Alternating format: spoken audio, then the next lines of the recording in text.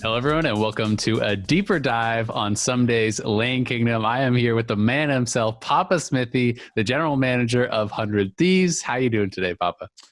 I'm feeling good. Isaac, Azael, whichever one we're going with here. We'll go with Whatever you Azael. want. I'm feeling good. It's definitely a topic near and dear to my heart, talking about the kind boy. So no complaints from me. Yeah, I mean, he was an absolute monster for you guys in spring. Without a doubt, one of the strongest top laners in the league. He was really the only person that people were even arguing for to be on the first team, all LCS. Besides the Cloud9 players. C9 and That Ssumday was kind of the story there, right? exactly right. That was kind of the big debate. He did end up getting a second all team. I'm sure much to your chagrin, but Mistakes happen. obviously, It's fine. I understand. obviously had a great year. And I was lucky enough to do a Lane Kingdom on him, which you just watched earlier. So we wanted to bring you in to talk a little bit about how it is to work with him, how it is to have a star like this on the team, and really, what it's like, being involved with this guy. And I wanted to start really kind of bigger picture. Sure. Obviously, last year in summer, he was on the academy roster. It was kind of like a joke in the community, that he's boosting academy, he's smurfing an academy, and people all still talked about him as an LCS caliber player. It's just that, maybe he didn't fit in the roster. There's only a certain amount of import slots and things weren't working, so you changed it up. But coming into spring of this year, did you always know that you wanted Ssumday on the roster?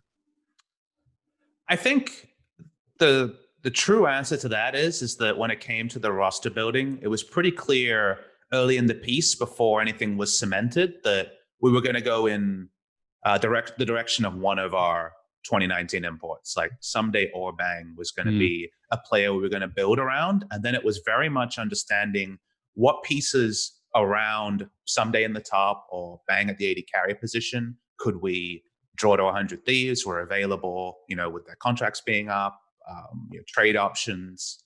Very much it was kind of understanding what was the strongest five-man roster with an identity that we could field, and it's not a reflection of either of their individual qualities. Like both Ssumday and Bang, obviously fantastic players, both of them.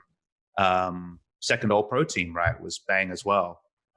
So the quality there, I think, is really clear. But I know I never had any reservations about working with Ssumday because he ended up in academy. Like you say, that was very much about a roster build rather than his individual quality. I think there were definitely people around that had their hesitations because 2019 hadn't been a year to write home about. And I remember when he played his first game of LCS this split, they put up his academy stats and they're like unbelievable, right? Yeah, It was like he won 11 out of 13 games, something like that. But it was like 25 CSD at 15, just like insane numbers where you're like, come on, what happened here? You put that through a lens and you're like, okay, what does that mean now that he's going back against that higher caliber in the LCS? But yeah, it definitely wasn't set in stone early. My viewpoint was when you have a superstar player, it needs to make sense in your roster. I don't want to have a superstar just because it's nice to have. It needs to be, I feel like this player, we can field a roster that will get the most out of them. And in general, the whole roster is stronger for them being on the team rather than just like this player is here by happenstance. So he was actually kind of one of the last people that were firmed on the roster. But the moment that it became pretty clear that we could attract the talent around Ssumday that would bring out the most in him, that's where it was clear that, of course, I would love to work with Ssumday. I think every GM would love to have Ssumday on that team. That's so interesting. So you actually, got him as kind of one of the last pieces. You built a team that you thought would maybe fit him. And then when you saw, hey, this would actually be great if we have Ssumday, that's when you actually secured Ssumday. So you kind of... So basically it was like, what does a Bang roster look like? And what does a Ssumday roster look like? And what pieces are around? And obviously, even when you have a first pass at that, the next day, these players are available. The next day, one of the pieces that you thought would fit there isn't interested in joining your team. Like there's always all those variables, right? And we were coming into an off season where we had a lot of expiring contracts as well. So it's not like, well, we definitely have these three guys that we're going with. Which two do we go with from there? There was a lot up in the air. So there was a lot of kind of, I guess by the end it was crisis meetings, but before that it's planning meetings. And there was a lot of phone calls and kind of understanding of what roster could be fielded. So I would say that when some teams kind of had 4 or 5 players locked in, we were still, here are our 2 different kind of like futures, like the sliding doors premise of like, are we going down this door? Are we going down that door? So it very much was that scenario where there needed to be dominoes that fell. And the first official player that we had committed was Meteos. And I think that was the moment where it was like, wait, Meteos Ssumday, like that sounds like the top side that could work. And people will talk about kind of the 2018 example of that working, but a lot changes in 2 years, right? The player you were 2 years ago isn't necessarily going to be the player that you are 2 years later. So it was very much just a kind of, all right, so Meteos is bought in and he's coming in before we even had all the other pieces secured. What is going to be our win condition next year? What is going to be strategies that work? And I think Meteos Ssumday is the sort of thing that leapt off the page. It's like, all right, if that's a core, that's something you can build around. And I mean, you and I have talked about kind of roster build ideas. I came to Worlds and was like, man, a lot's up in the air. And like, we got some crazy stuff on the table. And I think when you're able to actually start to firm on a direction and you have the pieces around it that will bring something out of that, that's when suddenly you feel a lot better about the direction you're going in. Yeah, I mean, that makes a lot of sense. And obviously, it did work out for you guys. You guys had a fantastic split, did very well in the regular season, especially when you take into consideration, these young players that you're developing. So something I know I'm pretty curious about then is once you have, someone or this pairing on the top side and you have this superstar on Ssumday and that's the direction you want to take, what are some of the considerations that you're having as far as, okay, what else do we need to make this work? Is this a player that you're looking at, all right, he's the win condition, so everyone else needs to be the supporting cast? Or is this something where you're thinking more, all right, he can shore up weaknesses elsewhere, or he can make it so that we don't need to put resources there and we can win in other ways? I think that's a very multifaceted question. And sometimes the goalposts change. Like if, for example, you look at the first round robin, a lot of our teams' setups and approach to games, drafts in general, like a lot of what we were doing was still, our identity was still being formed. We struggled in the first round robin. We only put up 3 wins. We weren't convincing in some of those wins. And I think that was definitely a case where Ssumday was able to compensate for some of our kind of growing pains when it came to actually integrating some newer players who were used to different systems into a new system, because we didn't even have the through line of a head coach, right? We had Zix coming in, and he's an experienced coach who approaches the game in a specific way. We have players coming from different rosters. Nobody was on the LCS team last year. So a lot's up in the air, a lot's being developed. And we were definitely trying to take let's develop to be a good team rather than like, how can we optimize for as many wins as possible now, which not every team has the latitude from higher up, even higher up than GM to approach like that. So as we were tripping and falling on stage, especially in the start, that was when there were definitely some games where Ssumday was wearing a lot of hats, where he was able to have a raid boss performance, but also able to take on so much of the in-game responsibility. And that's where, the narrative started coming up of like Ssumday 1v9, right? Which I'm on the team side. He had some pretty monstrous games. And he had some pretty monstrous games. And like, obviously on the team side, you want it to be, equal contribution and very much. And it was that in the build up and in the scrims, but not stage, always in the execution. On stage, exactly. In one game, right? Like you always have one game pop-offs. And definitely while we were developing our on-stage dimensions, Ssumday was truly able to kind of reach a level where I started talking about kind of like stage Ssumday. And that's where suddenly this mild-mannered, really kind, very soft-spoken guy, you wouldn't know monster. From those games. The Beast Unleashed. He's the Beast Unleashed, sure. Yeah, and it's pretty amazing because he did have those performances and was able to carry you guys through some games where it was more of a struggle, right? And things obviously started to gel later on in the season. But it's always interesting to me to hear kind of the different sides, right? There's always like almost 3 sides to the stories. There's kind of like the coaches and the management, and then there's the the fans and the kind of outside audience, and there's the player story, right? And how everyone sees these players can be so different. So how is that working with Ssumday? Do you guys have the same vision? Was that just something that clicked, or is it something like a little bit more difficult, that had to be worked at, where he feels that, hey, this is the best way to use me, and you guys are thinking maybe something else? So it's a very complex topic again, just because I think for a They long always time, are. oh, sure. And now I've got all the context, right? It's not me as a caster trying to spitballing. Yeah. It's having kind of seen how the food was made in some ways. To talk about that, I think it's important to understand that, when Ssumday came over from Korea in 2017, he came over at the end of 2016.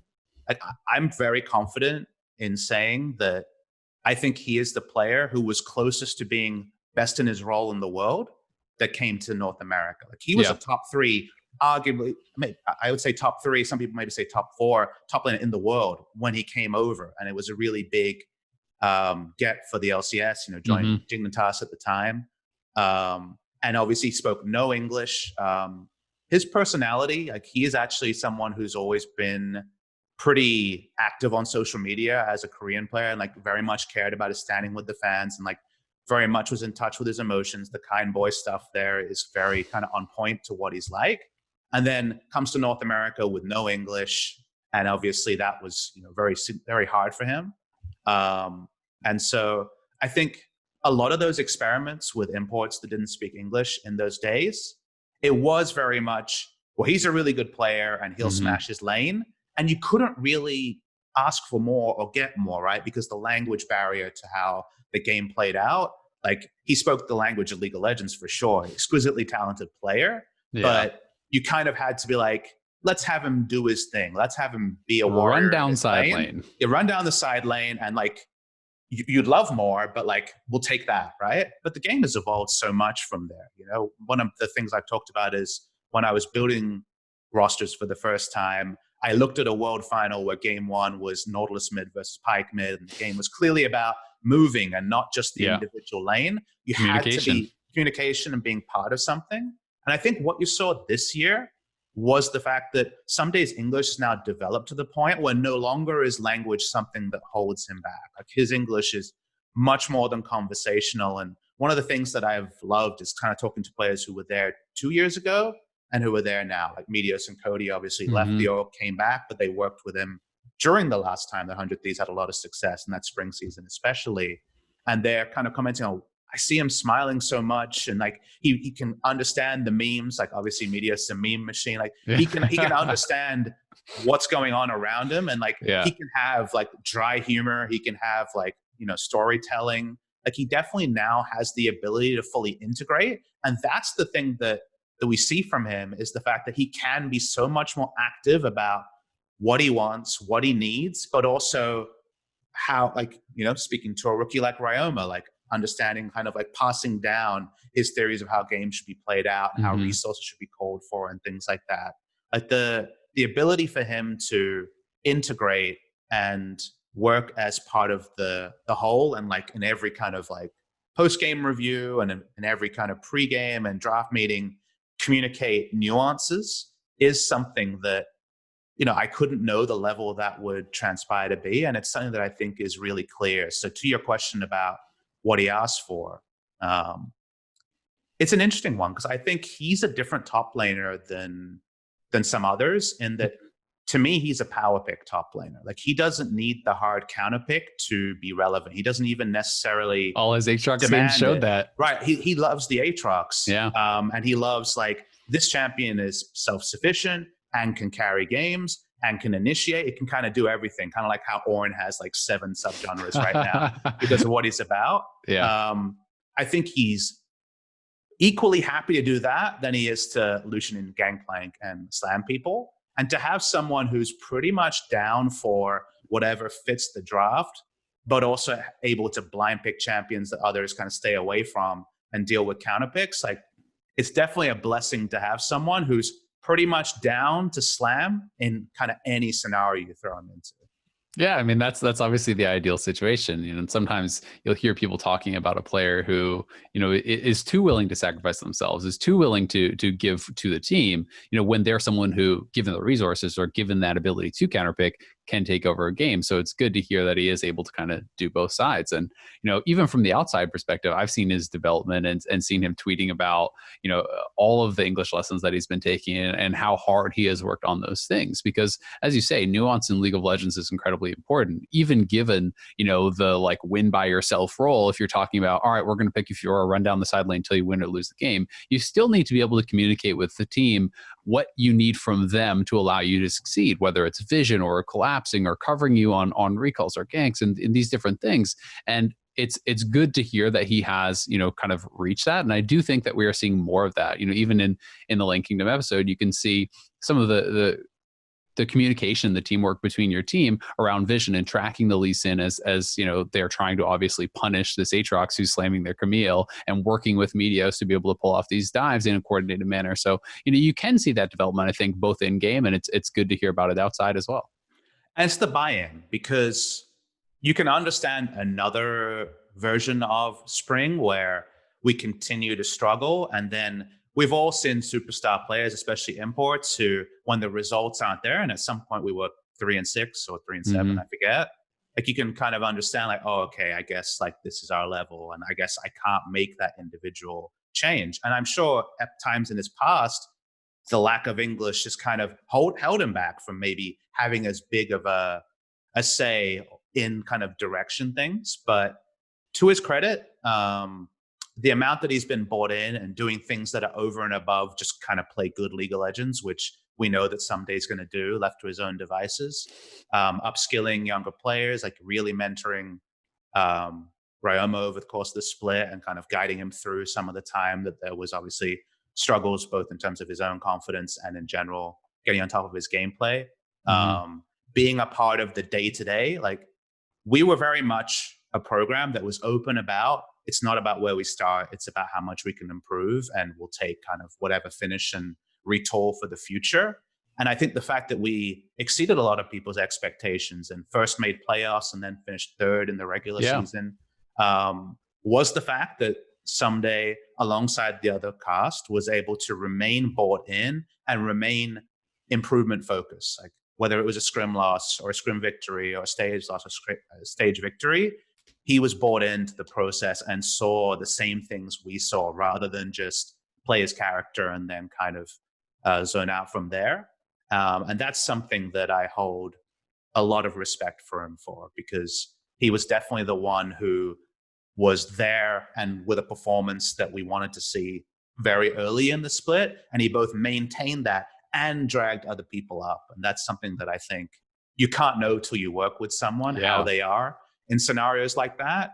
And it just gives you that confidence. We could always have those conversations where you meet with the coaches and you're like, well, this still needs work and this direction still needs things. But when those things get there and we're confident they're going to get there, we also have this piece that's really working. And I think that's what eventually we came away with in spring season.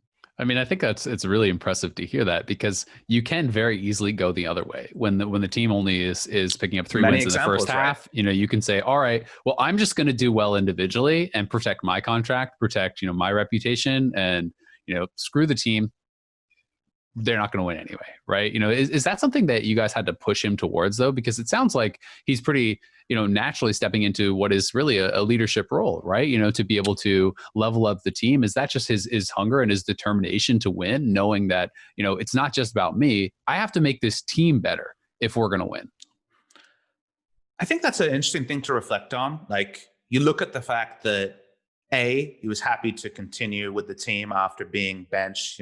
He understood the context around why that happened in 2019 summer. So for him to come in strong from the start already was a good sign.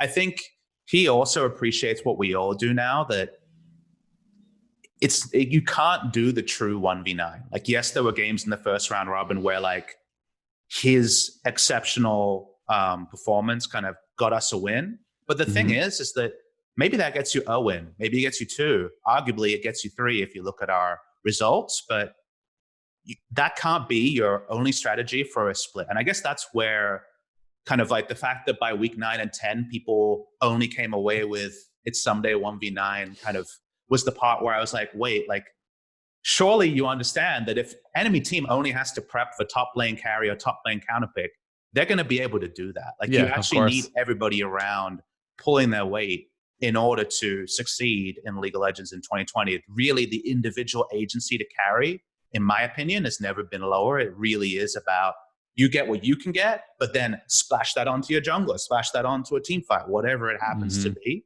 And I think that's something that he understood, and he didn't need prompting to want to, at all times, expand his lead through team play, because top lane is an island in some sense, for sure. And definitely when you're getting like zoned off the turret for the 4th time as Ornn, waiting for your level 13. Definitely feels like that at times, but team game. He didn't need too much centering, you know, like I think he always had the right things, the right variables being weighed. And this is a player who I remember playing pro games when he was 16 years old, like before there was even like the 17-year age requirement, 15, 16.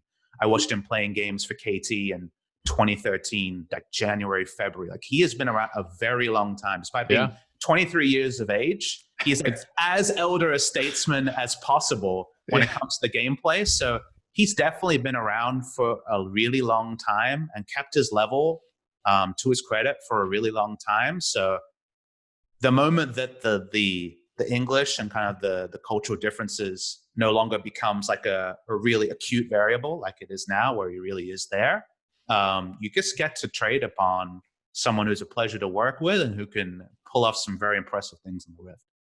Yeah. So when you have a player like this, you know, we've talked a bit about him as a person and in the building of the team, but what are some of the considerations that then have to go into utilizing him to the best ability in game? Right. You know, there's obviously, you know, multiple schools of thought. People sometimes look at his top laner and they say, all right, well, you know, it's top lane's on an island. Just use this guy to show up weakness. We're just going to blind pick him and then we'll still try to win through bot or do these other things.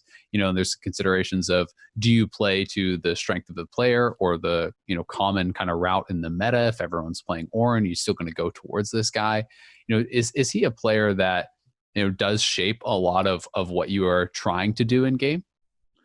I think when we were still striving towards getting our systems where we wanted to, as I've talked about, I think obviously it was kind of like, let's make sure Ssumday has the right pick, and let's make sure like if Ssumday's AD, maybe the jungle's AP, so that we can't just itemize into one resist type to take him down.